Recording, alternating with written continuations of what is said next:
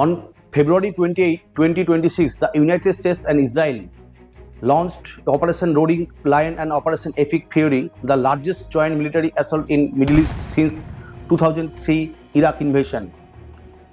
500 targets across Iran military establishment in Tehran, Isfahan, Aum was covered by 200 Israeli fighter jets. Iran Supreme Leader's compound is totally destroyed. Within hours, Iran retaliates with Operation True Promise 4, firing ballistic missiles not just over Israel but at US bases across Gulf countries, the United Arab Emirates, Bahrain, Qatar, Jordan, Iraq, Kuwait, Syria and Saudi Arabia. The death of Supreme Leader Ayatollah Ali Khamenei struck while working at his office within his residence on Saturday morning. Iran initially denied the killing, but state media officially confirmed his death approximately 24 hours later on the morning of March 1st. حسینی خامنه‌ای در راه سربلندی حرم جمهوری اسلامی ایران شهد گوارای شهادت. US President Donald Trump framed the Iran war as a preemptive strike to stop Iran nuclear weapon program while simultaneously calling for freedom and regime change inside Iran. The United States military began major combat operations in Iran.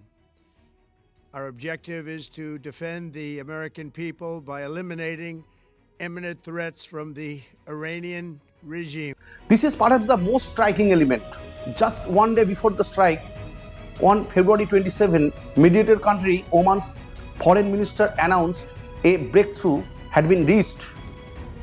Iran had agreed to never stockpile enriched uranium and to accept full IAEA verification. Yet the military operation went ahead the next morning. Deputy chairman of the Security Council of Russia, Dmitry Medvedev, accused the US of using nuclear talks as a cover-up before military escalation. The military escalation appeared to have been scripted long in advance. As because US Director of National Intelligence Tulsi Gabbard testified in March 2025 that Iran was not building a nuclear weapon.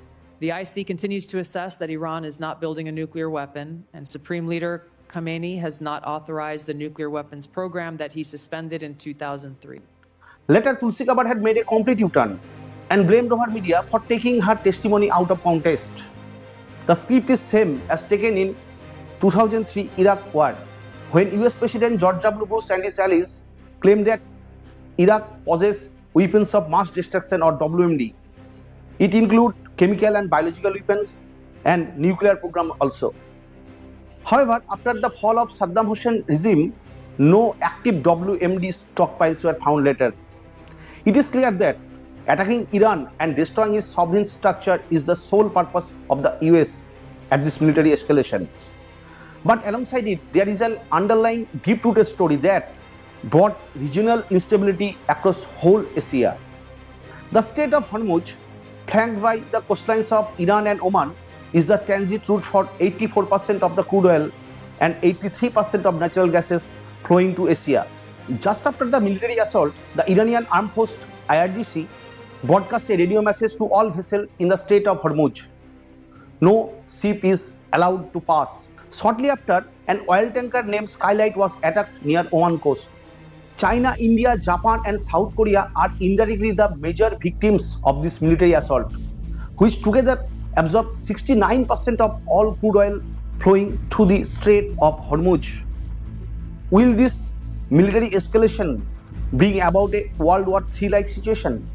To know more, subscribe the channel and press the bell icon.